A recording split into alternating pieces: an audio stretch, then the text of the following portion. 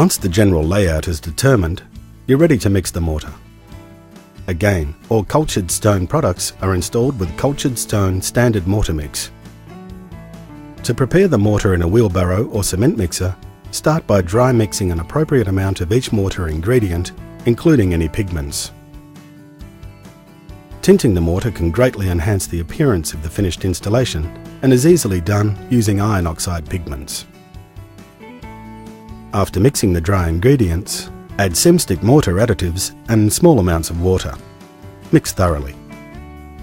You will want it to be somewhat dry at first, so you can judge the consistency and work your way into just the right mix. Add water as needed and check the results. The proper mix has a firm, moist look and feel that is easy to work with and will adhere to the wall surface. One good test is that the mortar should cling to the trowel when it is held vertically and then release with a shake.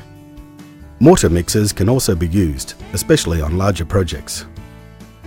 For additional information about mortar proportions, mixing, SemStick additives and tinting, refer to the written installation instructions.